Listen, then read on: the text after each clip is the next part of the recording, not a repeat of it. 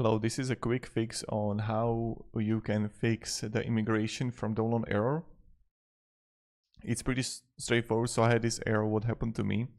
Now what you want to do is you want to go to top right, click three dots. Under help, you're going to find settings, click settings. Then right here, when you're going to click settings, you want to go further and you want to write in search that settings PDF. And then when you're going to do it, you want to click site settings. And then you want to just scroll down, additional content settings. And there you're going to have PDF documents. And you want to click here, download PDFs. You don't want to have like open PDFs in Chrome, okay? Now, in the moment when you want to open it and you want to download the PDF, it automatically opens in like something and then you can fill it. But if I don't do it, I have this, right?